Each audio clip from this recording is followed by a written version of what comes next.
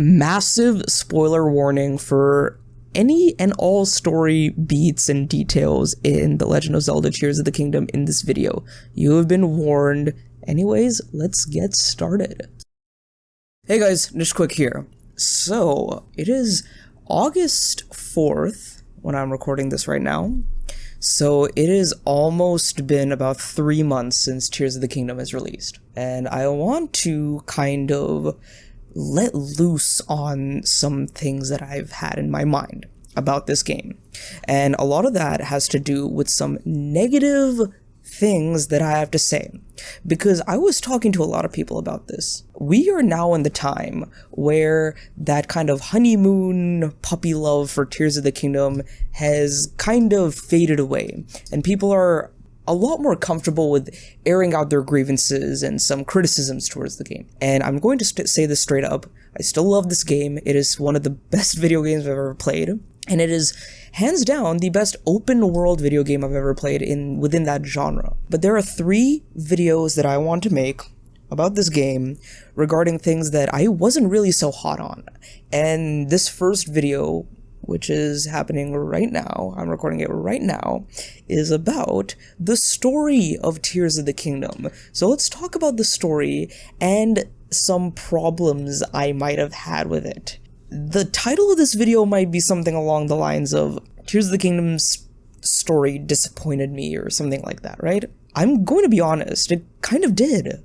And I'm a little sad to say that. And that is because I went into this game very, very excited. I was expecting a grand, moving, emotional, powerful story full of lore and character development and all this stuff, and I got some of it, but I didn't get a lot from it. And here's the thing that I will say. I was kind of forcing myself to accept a lot of this throughout the time I had with Tears of the Kingdom, but I want to go into detail on why I felt this way about certain aspects. So first of all, let's get the positives out of the way, because I was a little negative there. I was a little bit of a Debbie Downer. Here's what it did great. Here's what it did better than Breath of the Wild, in my opinion. The memories overall are back, but they were done better. Like, the whole direction, the cutscenes, the animation, the voice acting, the whole scenario, all of that is just great. It's just a treat to watch these cutscenes, and the voice acting is absolutely phenomenal. Patricia Summerset does even better as Zelda, in my opinion. Chris Hackney kills it as Rauru, and I couldn't believe that it was Jeremy Lee who was voicing Sonia. And once I found that out, I was like, yes, that is her. That is so awesome. So that was great. The characters themselves are cool. I just mentioned Rauru and Sonia, really cool characters. Ganondorf was also very well portrayed. I like that. The lore is interesting. If you look into the lore, if you look into all the deep dives into the Zonai stuff, the Ganondorf stuff, it's very, very interesting. Though it can be a little convoluted and confusing, it's still very cool. And here's one big thing that I loved. I love the way you gather these memories. I love the way you find them, because they're just big, giant geoglyphs on the map. And those geoglyphs kind of tell you what memory you're about to get into, which memory you're about to see. Also, they're just easier to find, because I didn't like finding the Breath of the Wild memories. You just are exploring some random place and you just find this little light puddle, and it was just not very easy to find, not very easy to locate. Just finding these little shiny locations, I just thought that kind of sucked. Shooting straight up on a Skyview tower, locating the geoglyph, putting the beacon, flying right down, skydiving, I love that. That was great. And here are some of my favorite moments in the game story-wise. The whole Master Sword retrieval was amazing. Loved it, loved it, loved it so much. One of the best Master Sword retrievals and moments in the series, in my opinion. Of course, Zelda turning into a light dragon is a cutscene and a moment I'll never forget with Zelda stories overall. And I really liked the moment where Ganondorf comes face to face with Link and the sages in Hyrule Castle. And even before that, when Puppet Zelda was all like, oh, remember all the memories and the moments we had here, and then she turns into Puppet Ganon. I love that. Really, really cool moment. And of course, the final boss with Ganondorf and then the Demon Dragon is arguably probably my favorite final boss of any video game ever. But here is where the criticism comes in. I'm going to get very, very critical from here on out. I'm sorry, I'm really not a fan of this non-linear storytelling. And the thing is, I understand why they're doing it. I understand how other games have done it.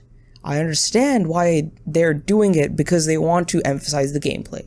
They want to emphasize the exploration. They want you to figure this stuff out by yourself, right? Well, I also think that there are ways they could have done this which could have been a lot better. Because going out and finding these memories was great, but I just didn't like finding them out of order at all. I hated it.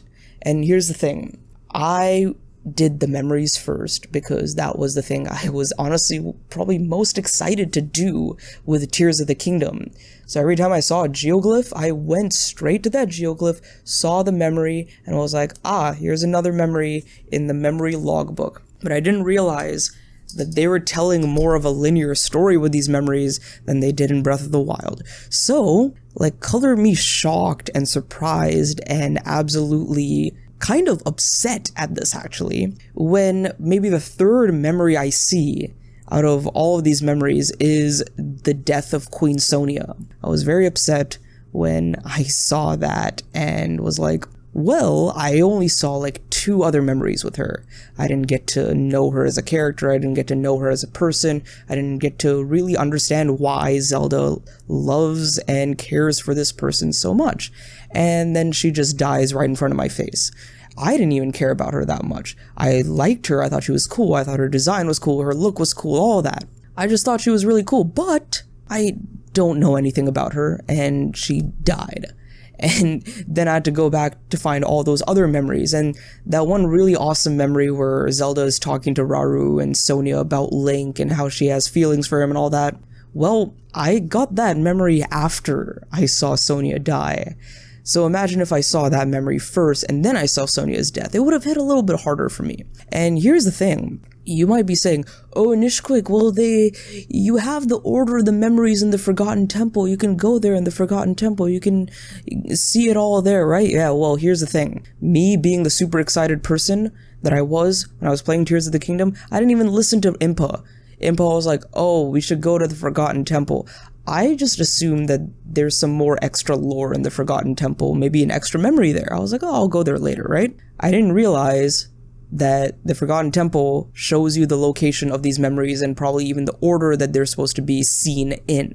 Because once I got the final memory of Zelda becoming the Light Dragon, I was like, oh wait, I should go back to the Forgotten Temple. So I go back to the Forgotten Temple, I see Impa, she opens the door, or we open the door, we see the whole chamber inside of there, and I was like, oh, well, that would have been nice to know before, but you know what would have been even greater is if they just tell you maybe on the map itself, or you don't have to go all the way there to figure it out, you know? I just thought it would be a little easier if this memory thing was a little more streamlined. Maybe they restrict you a little bit. You have a geoglyph there, but the other ones aren't available until you get the one that is currently available.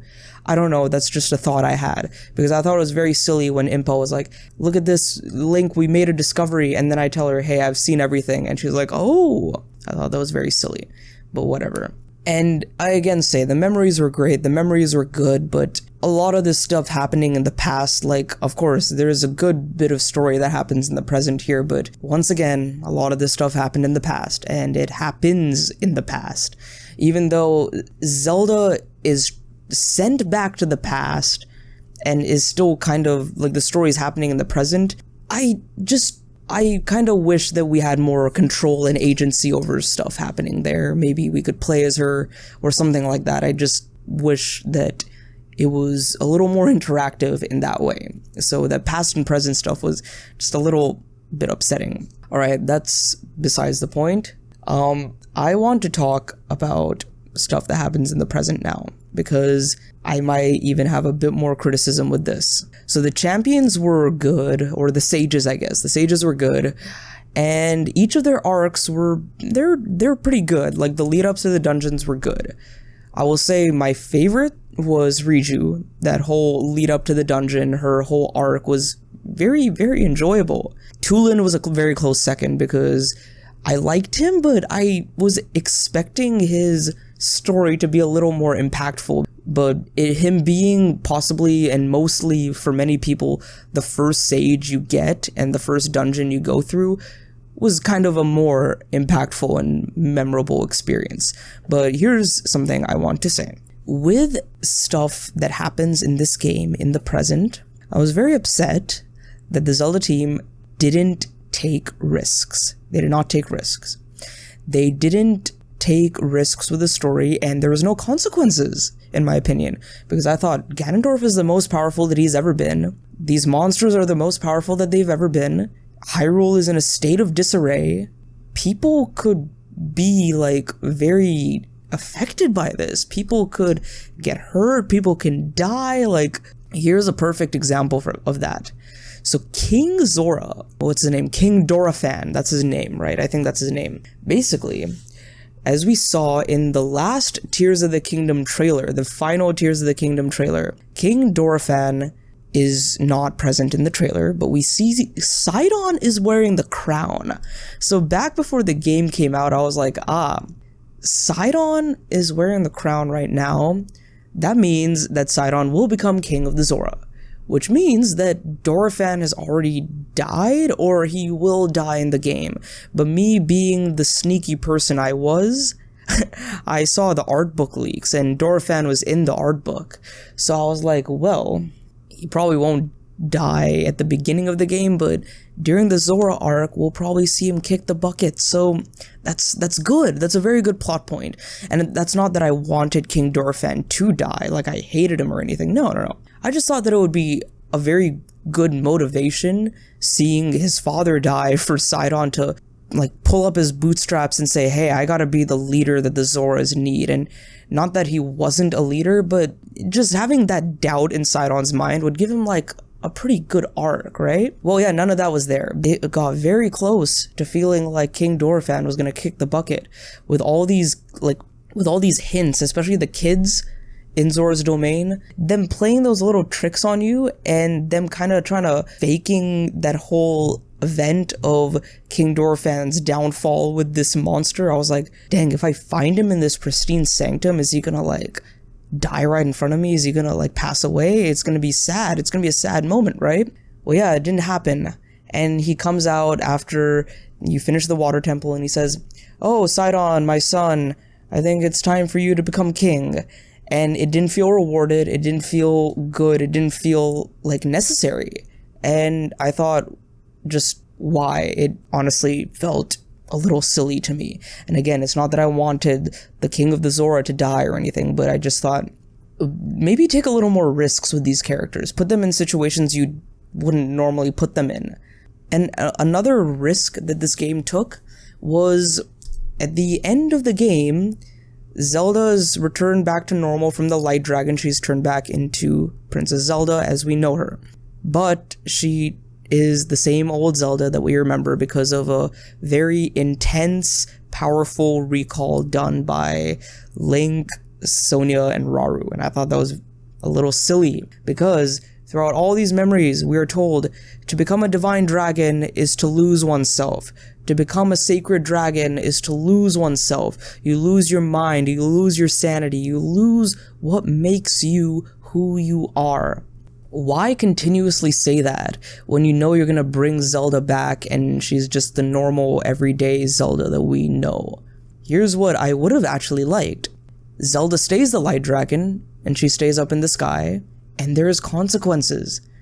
The kingdom still sheds tears for their beloved princess, but Zelda's still watching down below her kingdom that she once was a part of, and they have to move on from there. Or Zelda comes back and she loses her memory. She doesn't remember who Link is, she doesn't remember who anyone is, and you gotta start from scratch. You gotta start from square one. why is the Zelda team so afraid to make these risks or take these risks? Of course, it would kind of stir up the fan base, but who cares? I want things like that. I want video game stories like that. I don't want them to play safe anymore.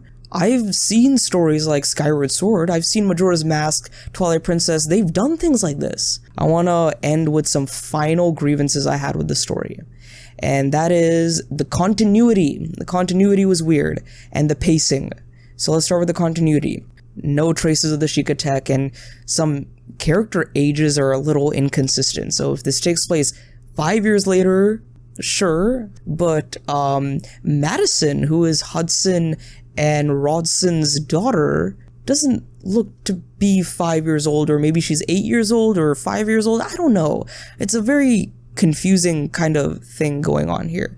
And even some of the Hoteno village children don't look noticeably that much older, or it just doesn't look like they've aged according to the age gap which Tears of the Kingdom is suggesting. That's weird, but the ancient Sheikah tech was very weird because I personally saw the Shrine of Resurrection very early on in the game. And I told myself, I was like, oh, well, everyone is asking where the Sheikah tech is, right? Well, my thing is, I'm just gonna wait till a little later on, like a little later this month, because people are still finding things in this game. It's only the first week. People will find out what happened to the Sheikah tech. We'll find it in the depths somewhere. Well, yeah, it's 3 months later, we haven't figured out a proper answer to this. And yeah, you can say, oh, Ganondorf shot it all into the depths and it's all destroyed, or they used it for the Skyview Towers, but I also think it's very weird that no one says a thing about it. No one says anything about it. So that's a little weird. Another thing is Kakariko Village was very poorly utilized, in my opinion. You go to Kakariko Village, you're prohibited from climbing anywhere because that one guy is going to scream at you to not go near the ring ruins, right? Well, yeah.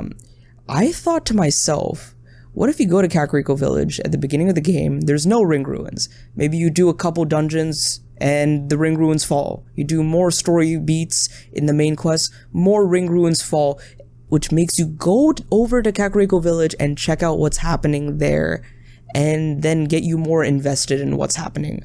And then you're like, oh, maybe I shouldn't go up to these ring ruins, because in the very beginning of the game, I had no idea why, or just what was the whole point of that. And it's very weird and restrictive. And I thought it was very silly when you go to Hyrule Castle, you figure out Puppet Zelda's behind everything, Puppet Ganon, Phantom Ganon, all that, right? You go back to Kakariko Village, tell them everything, and they say, oh, well, you're good to go up to the ring ruins and see for it yourself. I thought that was very silly. All it took was just me telling them, hey, Zelda was an imposter. I can go up to the ring ruins now. I think that was very lazy of them to have done, and if this happened more dynamically throughout the story, I thought it would have been much better. Even the Dragon Head Island and Thunderhead Islands, I wish that that area was inaccessible in the beginning of the game, because if you go there, you go straight down, you get Minoru, you get the Construct, you get all that, right? Construct Factory, Spirit Temple. And that sends you kind of straight off into the final boss, because I've heard that many people did the Minoru dungeons and then didn't even do the other regional phenomenon and went straight into the final boss without doing any of the other dungeons, any of the other memories, or any of the other story beats. And that makes me wonder, how did the Zelda team want people to tackle this narrative? How did the Zelda team want people to tackle this story and this game? Of course, I think at this point they just don't really have a focus with the story, but like, also, come on. it's still a Zelda game. It's not like story was ever like an afterthought. It sort of is a secondary thing, but it's not an afterthought. And I think they could have polished things up a little bit more here. And I'm also saying this as a Xenoblade fan. I love the narratives of the Xenoblade Chronicles games. I think the Xenoblade Chronicles Klaus Saga is probably my favorite video game narrative ever told in a game. But here's the thing, Monolith works very closely with Nintendo, right? I just wish that some of the script writers, scenario writers, and character writers and all that kind of lend their talent and support in the next Zelda game. When it comes to pacing of the stories, when it comes to maybe the impact of the story, the emotional moments, and just the whole narrative structure. I don't want Zelda to have a story like Xenoblade because I don't think it would really work, but I really think that open world Zelda can have a structure and design kind of like the older traditional Zelda games like Skyward Sword, Twilight Princess, Wind Waker, but still keep that open world non-linearity to the game. Because aside from Zelda and Xenoblade, other open world games have done this. The Witcher has done this. Red Dead Redemption has done this. Ghost of Tsushima has done this. Horizon Zero Dawn and Forbidden West have done this. Sure, Zelda wants to be a little more non-linear and a little bit more out there, but I think they need to come to terms with how they want this narrative to be and just make it a little more engaging, you know? That's just a little bit of my 2 cents, and you guys can let me know in the comments below. Did you dislike the story of Tears of the Kingdom? I wouldn't say I disliked it, but I think it was a little bit of a disappointment. I was hoping for things to be a lot better, and I think there's a lot of room for improvement for the next Legend of Zelda game. So let me know in the comments below what you thought. If you enjoyed this video, give it a like, subscribe for more content like this. This is Nishquick signing off. Have a great day, and go play some great games today, like the amazing Legend of Zelda Tears of the Kingdom, which, I mean, I trashed the story in this video, but it's still a fantastic game, so go check it out. I'll see you guys in the next one later. Hey guys, this is Nishquick. Thank you so much for watching that video, and if you enjoyed it, check out these 2 videos on the left, and if you aren't subscribed, why not hit that subscribe button on the way out. I'll see you guys in the next one. Have a great day, and see you later.